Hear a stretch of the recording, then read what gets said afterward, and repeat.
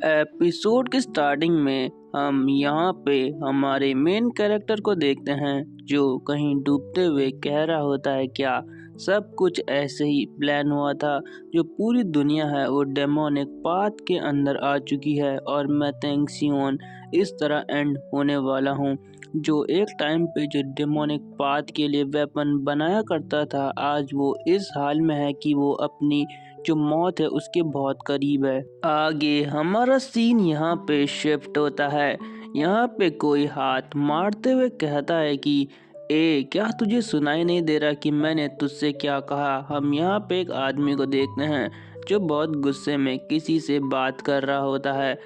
जिस आदमी से वो ये सब बोल रहा होता है वो कहता है कि आखिर यहाँ इतना शोर क्यों है और मैं किस जगह पे हूँ, मुझे अभी कुछ समझ में नहीं आ रहा और मेरा सिर भी बहुत दुख रहा है। और ये और कोई नहीं हमारा मेन कैरेक्टर होता है जो कहता है कि मुझे लगा मैं मर चुका हूँ, मुझे तो ब्लड डीमन ने मार दिया था।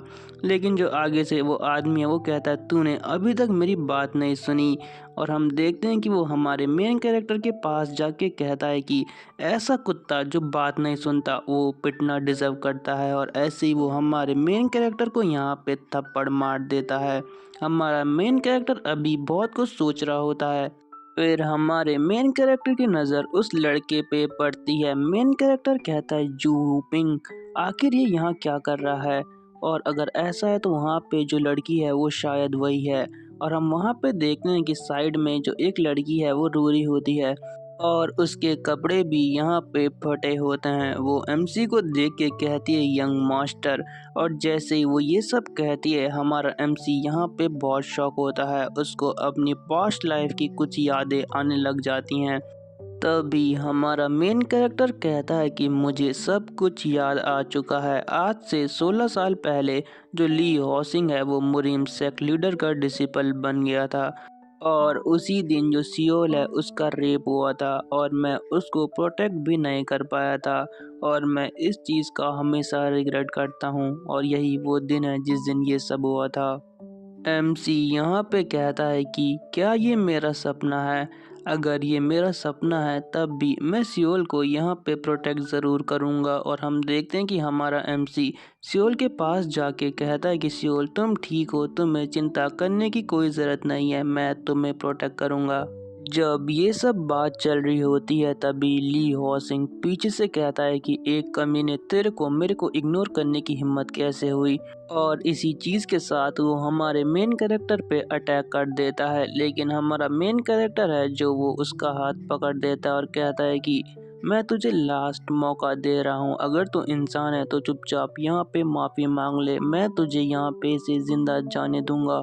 तभी जो ली हॉसिंग है वो अपना हाथ छुड़ाते हुए कहता है कि क्या तू पागल हो चुका है। इसी लड़की ने पहले मुझे सिड्यूस करने की कोशिश करी थी, अगर तू मनना नहीं चाहता तो इस मैटर से दूर रहे।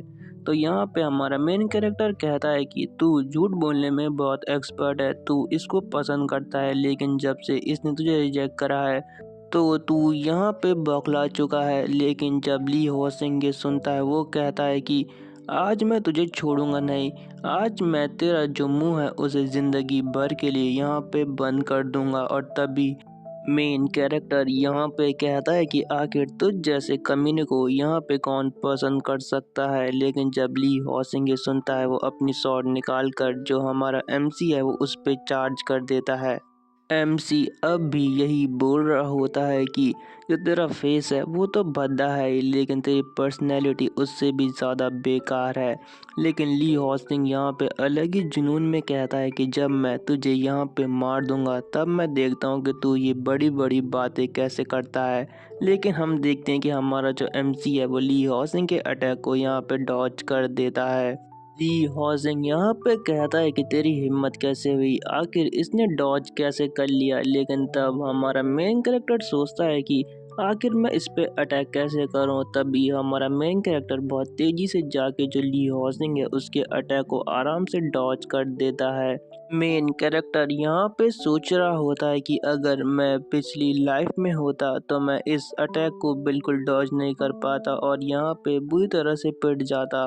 जो यहाँ पे एमसी है वो यहाँ पे ली हॉजिंग से कहता है कि क्या तूने इतना ही सीखा है, लेकिन ली हॉजिंग आगे से कहता है कि तू मेरे अटैक को डॉज भी नहीं कर पा रहा और तू ये समझ रहा है कि तू मुझे हरा देगा। अब मैं तुझे अपनी असली ताकत दिखाता हूँ।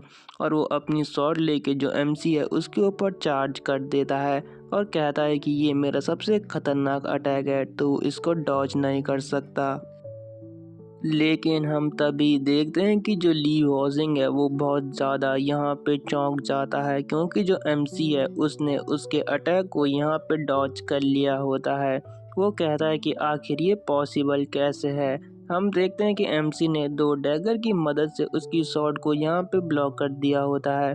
और फिर जो एमसी है वो उन्हीं डैगर की मदद से जो ली हॉजिंग है उसका बैलेंस बिगाड़ देता है और उसके पेट पे एक बहुत तेज किक मारता है, जिसकी वजह से जो ली हॉजिंग है वो बहुत दूर जाके वहाँ पे गिरता है। लेकिन फिर भी वो किसी तरह वहाँ पे अपना बैलेंस बना देता है। यहाँ पे ली हॉजिंग थोड़ा शॉक में होता है और हमारे एमसी को घूर रहा होता है।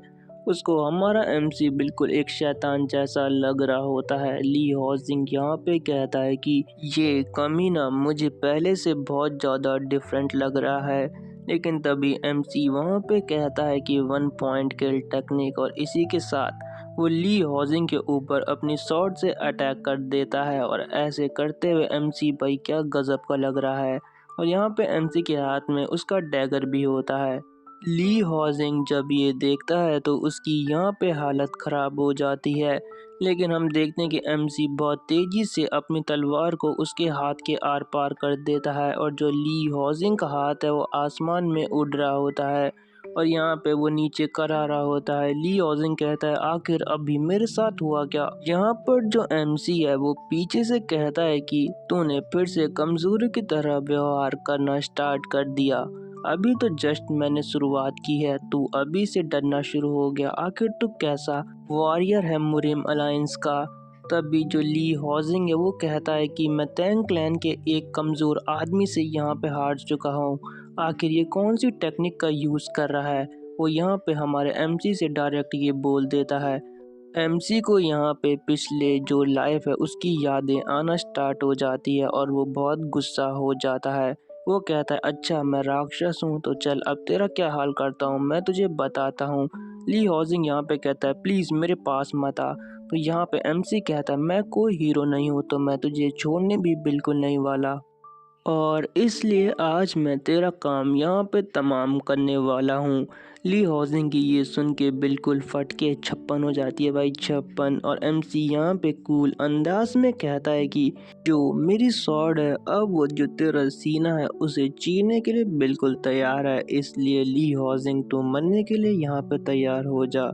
ली हॉजिंग के चेले यहाँ पे सोच रहे होते हैं कि आखिर ली हॉजिंग इस जैसे कचड़े से कैसे हार गया। हमें लगा कि वो आराम से जीत जाएगा। फिर वो हमारे एमसी को कहते हैं कि तुम्हें सोच लेना चाहिए एक बार कि ये मुरिम अलायंस का जो लीडर है उसका डिसिपल है, तो तुम्हें सोच समझकर इस पे अटैक करना चाहिए। जैसे ही वो ये कहता है हमारा एमसी उसे एक बहुत खतरनाक लुक से देखता है, जिसकी वजह से जो वो आदमी है उसकी वहाँ पे फट जाती है और वो कहता है कि तुम्हें जो करना है करो, मैं यहाँ से जा रहा हूँ। और हम देखते हैं कि यहाँ पे एमसी के अंदर से एक अजीब सी कोड दिख रही होती है जो उसको यहाँ पे बहुत प्रॉब्लम कर रही होती है। एमसी यहाँ पे कहता है कि मैं अपनी डेमोनिक एनर्जी को यहाँ पे दिखा नहीं सकता, मुझे इसे सप्रेस करना ही होगा। एमसी यहाँ पे ली हॉजिंग से कहता है कि ली हॉजिंग तुम हमें नीची नज़र से देखते हो, लेकिन तुम भी एक इंसान हो। क्या तुम एक इंसान होने के बावजूद भी किसी के साथ ऐसा करने की सोच कैसे सकते हो। मुझे तो तुम्हें देखकर ही यहाँ पे घिन आ रही है ली हॉजिंग। फिर भी जो ली हॉजिंग है वो कहता है कमीने तू क्या बात कर रहा है, तू यहाँ से दूर चले जा।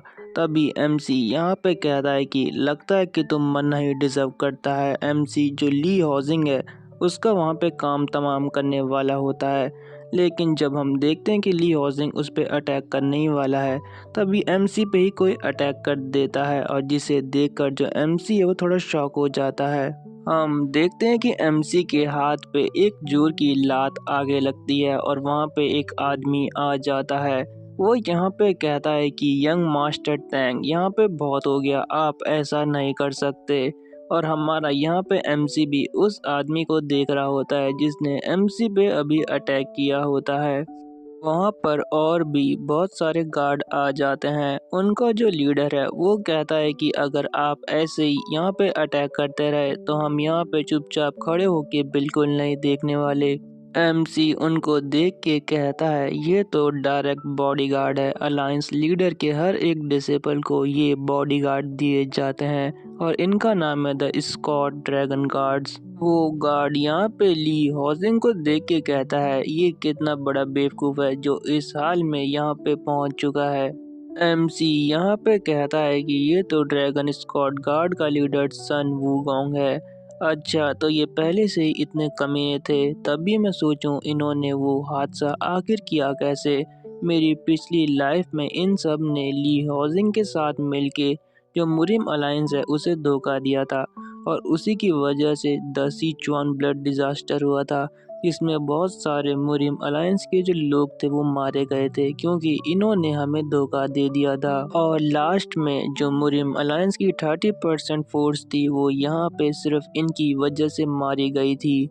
आज चाहे कुछ भी हो जाए मैं इन गद्दारों को यहाँ से जिंदा नहीं जाने दूंगा।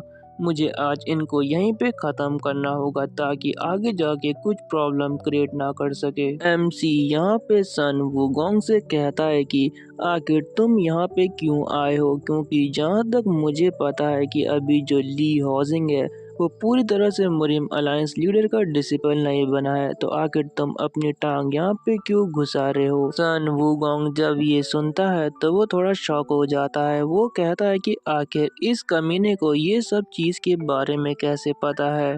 एमसी यहाँ पे कहता है कि अभी तक तुम सब शांत थे जबकि यहाँ पे एक लड़की को हरेस किया जा रहा था, लेकिन जब मैंने उस विलन को यहाँ पे सजा दी तो तुम मुझे यहाँ पे रोक रहे हो। आखिर तुम कैसे जस्टिस करोगे इस दुनिया के साथ।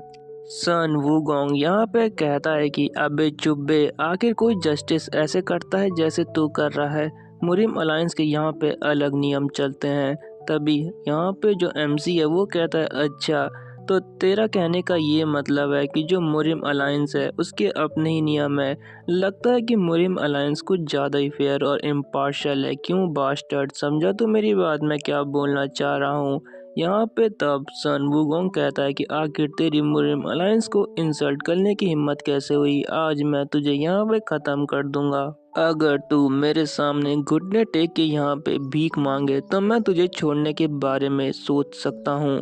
लेकिन एमसी आगे से कहता है कि अरे तू गार्ड लीडर होने के बाद भी कितनी बकबक करता है, क्या तू इस पोजीशन तक सिर्फ अपनी जो बकबक है उससे ही पहुंचा है और तुझे कुछ आता नहीं है क्या। ये बात सुनकर जो सन वूगोंग है वो बहुत गुस्से में आ जाता है और कहता है कि एरोगेंट बास्टर्ड, आज तू बचने नहीं वाला। और इसी के साथ वो अपने आदमियों को जो एमसी है उस पे अटैक करने के लिए भेज देता है। यहाँ पर जो 3 मार्शल आर्टिस्ट है वो एमसी पे अटैक कर देते हैं। एमसी कहता है कि ये 3 फर्स्ट लेवल के मार्शल आर्टिस्ट है और इसी के साथ यहाँ पे जो फाइट है वो स्टार्ट हो जाती है। एमसी उन सब के अटैक को ब्लॉक करते हुए उन पे काउंटर अटैक करना स्टार्ट कर देता है, लेकिन हम देखते हैं कि पीछे से भी उस पे अटैक हो रहा होता है। एमसी पीछे से जो अटैक है उसको आते हुए देख लेता है और बड़ी मुश्किल से उस अटैक को यहाँ पे डॉज करता है, लेकिन फिर से एमसी पे पीछे से 2 मार्शल आर्टिस्ट यहाँ पे अटैक कर देते हैं। एमसी कहता है कि ये तो थोड़े बहुत एक्सपर्ट लग रहे हैं और हम देखते हैं कि यहाँ पे एमसी भी उनके अटैक को डॉज करते हुए उन दोनों को यहाँ पे अच्छी टक्कर दे रहा होता है। एमसी यहाँ पे कहता है कि मैंने पॉइंट किल टेक्निक का यूज़ करा है जिसकी वजह से जो मेरी पावर है वो यहाँ पे थोड़ी बहुत वीक हो चुकी है और हम देखते हैं कि यहाँ पे फिर से एमसी पे वो तीनों अटैक कर देते हैं। हम देखते हैं कि एमसी यहाँ पे उसके अटैक से जंप करके बच जाता है और जो अपनी स्वॉर्ड का हैंडल है वो उस डिसाइपल के कंधे पे मार देता है, जिससे कि वो डिसाइपल वहीं पे बेहोश हो जाता है और यहाँ पे अब उठ नहीं पाता। लेकिन तब हम देखते हैं कि एमसी एक और अटैक एक डिसाइपल पे कर देता है और वो डिसाइपल इस अटैक से एक दीवार में जाके टकराता है। और जो तीसरा वाला होता है वो तो अभी कह ही रहा होता है कि आखिर हमारे साथ हो क्या रहा है। तभी एमसी उस पे भी अटैक कर देता है। यहाँ पे एमसी अपने चाकू को हवा में उछाल देता है। वो जो डिसाइपल है वो कहता है, बास्टर्ड आखिर तू क्या करने की कोशिश कर रहा है। लेकिन हम देखते हैं कि एमसी आसमान में जाकर जो उस मार्शल आर्टिस्ट है या डिसाइपल है उस पे फिर से अटैक कर देता है और कहता है कि लगता है कि तुम्हारी ट्रेनिंग में थोड़ी बहुत कमी रह चुकी है, उसे मैं पूरा कर दूंगा। वो डिसाइपल कहता है कि अरे ये तो बिल्कुल एक मॉन्स्टर है। लेकिन तभी यहाँ पे सन वुगोंग आके कहता है कि अरे बास्टर्ड, तेरी बहुत हो गया, अब मैं तुझे यहाँ पे दिखाता हूँ कि आखिर तेरी औकात क्या है। और यहाँ पे वो एमसी के पेट में बहुत जोर की लात मारता है, जिसकी वजह से जो हमारा मेन कैरेक्टर है वो दीवार पे जाके टकराता है और उसके मुंह से यहाँ पे ब्लड भी निकल रहा होता है। एमसी सोचता है कि इसने अचानक से मेरे पे अटैक कर दिया, मैं बिल्कुल यहाँ पे प्रिपेयर नहीं था।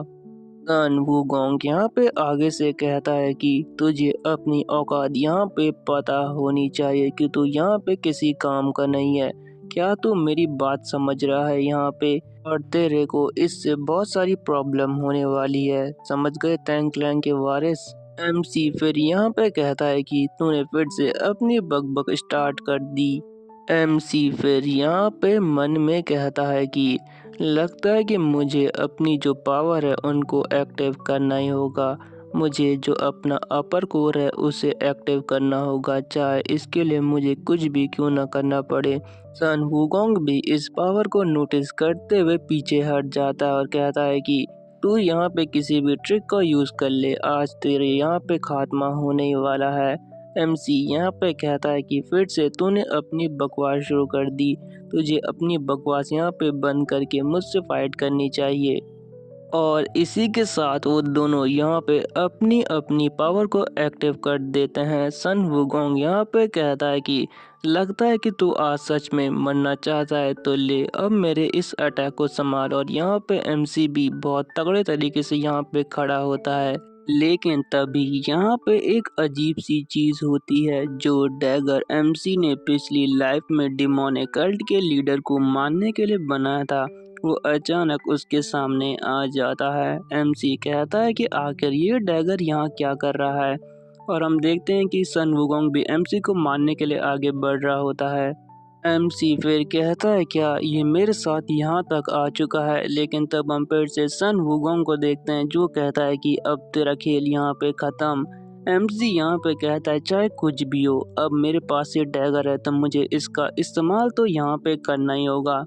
और फिर हम देखते हैं कि जो एमसी है वो उस डैगर को अपने हाथ में लेके एक बहुत खतरनाक सा अटैक करना स्टार्ट कर देता है और कहता है कि मुझे एक स्ट्राइक में ये ख़त्म करना होगा। लेकिन तभी वहाँ पे फिर से एक और अजीब चीज़ होती है, एक गोल्डन लाइट वहाँ पे आसमान में आ जाती है, जिसकी वजह से जो वो दोनों हैं उन दोनों के अटैक वहाँ पे नलीफाई हो जाते हैं और यहाँ पे उन सब की बॉडी भी काम नहीं कर रही होती है। तभी हम देखते हैं कि वहाँ पे अचानक से कोई आ जाता है जो बिल्कुल पावरफुल लग रहा होता है। और वो आदमी जैसे ही वहाँ पे आता है वो सन वुकोंग को इग्नोर करते हुए जो हमारा एमसी है उसकी साइड जाना स्टार्ट कर देता है। और हम देखते हैं कि यहाँ पे वो आदमी जो अपना हाथ है वो एमसी के कंधे पे रखते हुए कहता है कि तुम्हें इस पावर का यूज़ इतने आराम से किसी के ऊपर नहीं करना चाहिए बच्चे।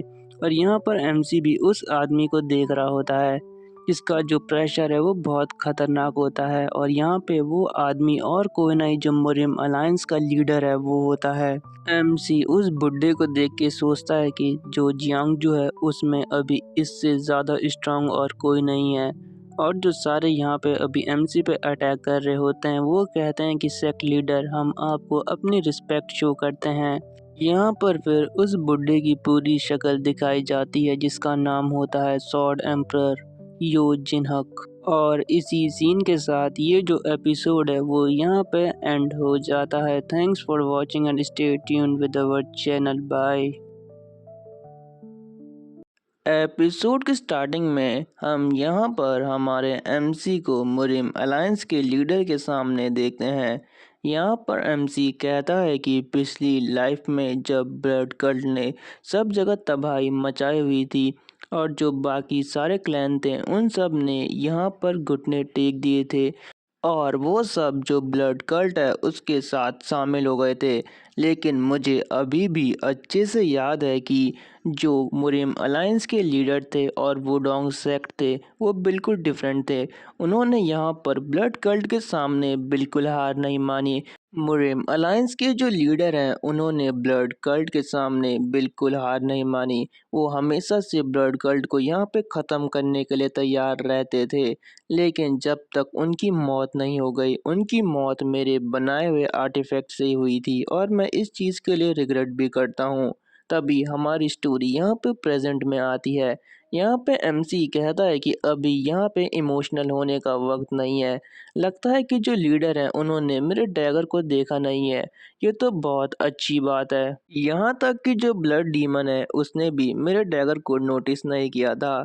लेकिन अभी प्रॉब्लम ये है कि जो यहाँ पे मुरिम अलायंस के लीडर हैं वो मुझे चाहे तो एक पल में यहाँ पे ख़त्म कर सकते हैं।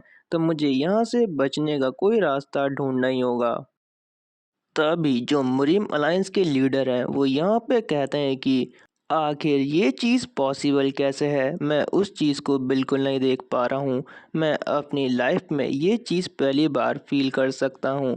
तब वो हमारे एमसी से कहते हैं कि बच्चे, तुम्हारे पास बहुत इंटरेस्टिंग टैलेंट है। मैं तुम्हें इस चीज़ के लिए प्रेज़ करता हूँ। लेकिन हमारा एमसी तो अभी भी बहुत टेंशन में होता है।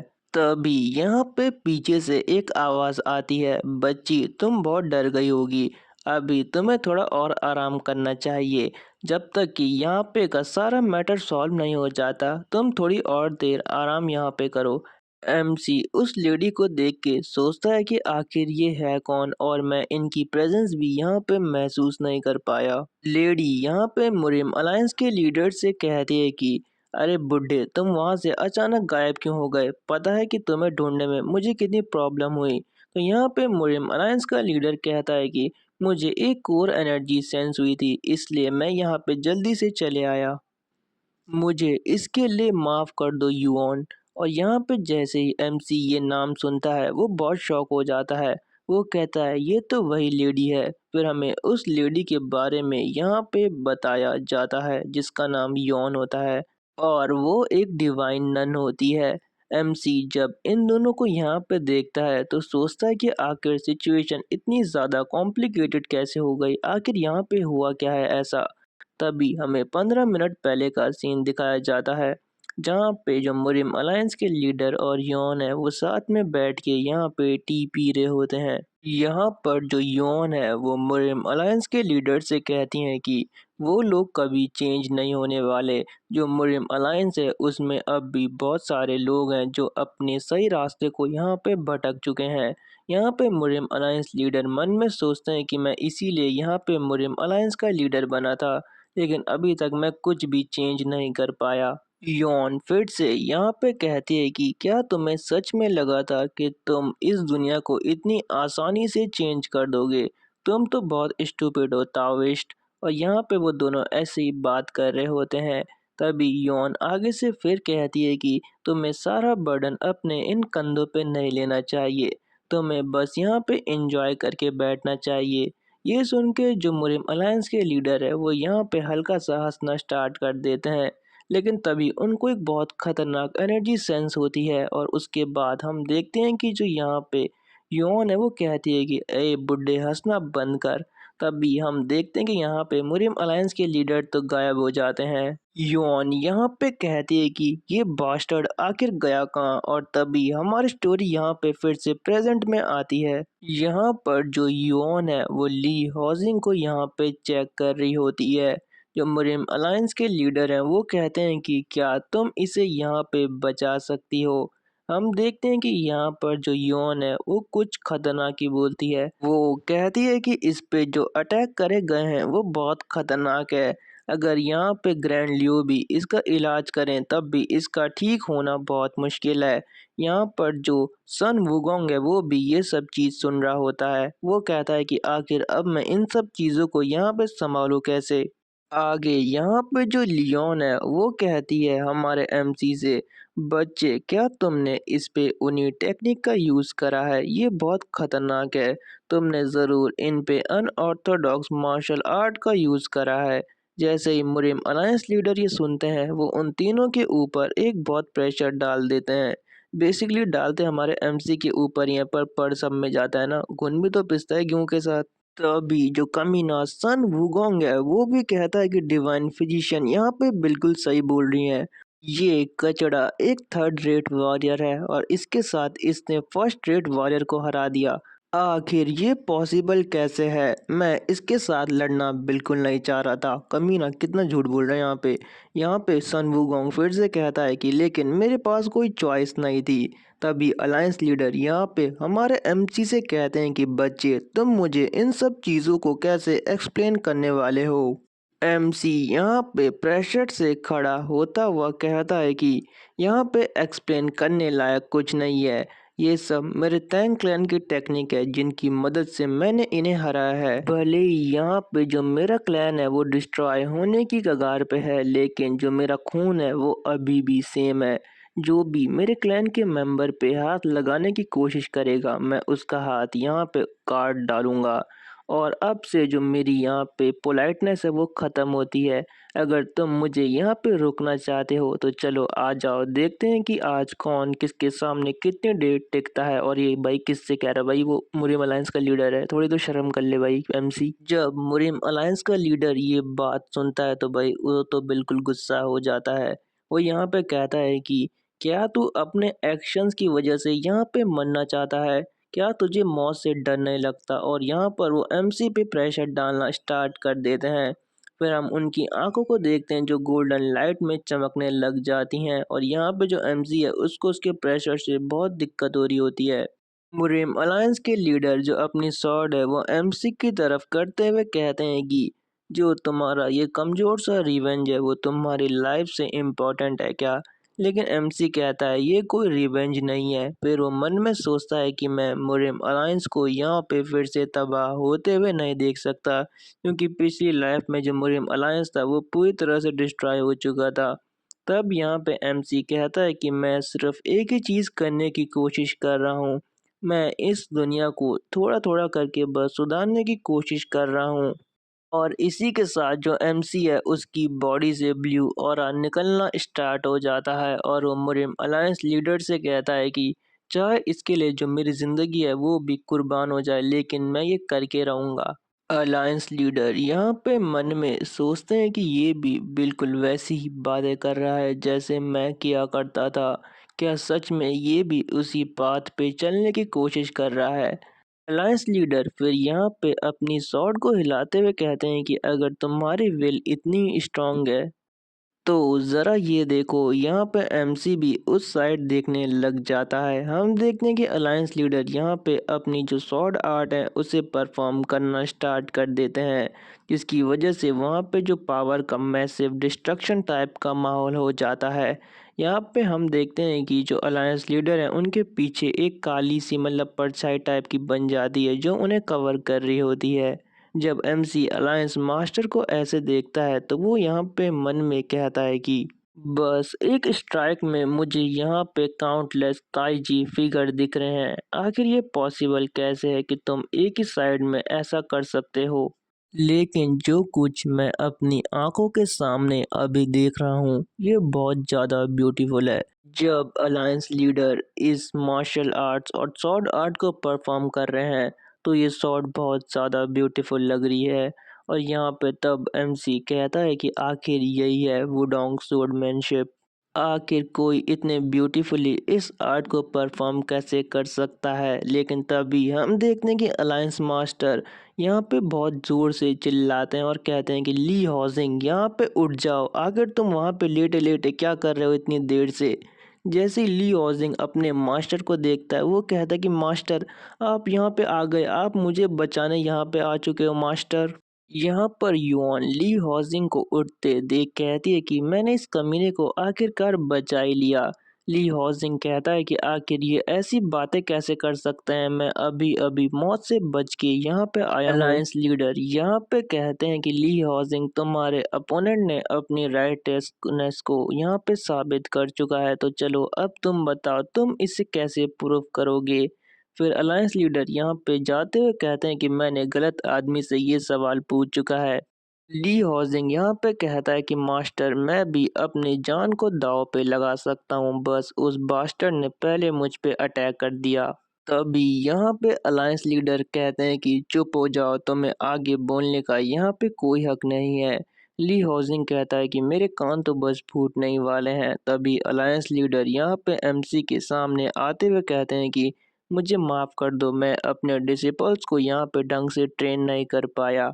तुम जैसे चाहे इसे पनिश कर सकते हो, मैं इन सब चीज़ की रिस्पॉन्सिबिलिटी लेने के लिए तैयार हूँ। तो यहाँ पे एमसी कहता है थैंक यू, और ली हॉजिंग को देखो भाई क्या हाल हो रखा है उसका।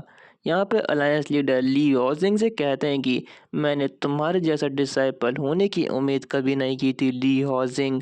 और यहाँ पे फिर हम देखते हैं कि हमारा जो एमसी है वो यहाँ पर ली हॉजिंग को पनिशमेंट देने के लिए आगे बढ़ जाता है, और भाई बहुत खतरनाक लग रहा है। लगता है कि एमसी आज इसका यहीं पे काम तमाम कर देगा। लेकिन इसी के साथ ये एपिसोड एंड हो जाता है। Thanks for watching and stay tuned with our channel. इसके एपिसोड हर 2 दिन में मैं अपलोड कर दूंगा, इसीलिए चैनल को सब्सक्राइब करना मत भूलिएगा।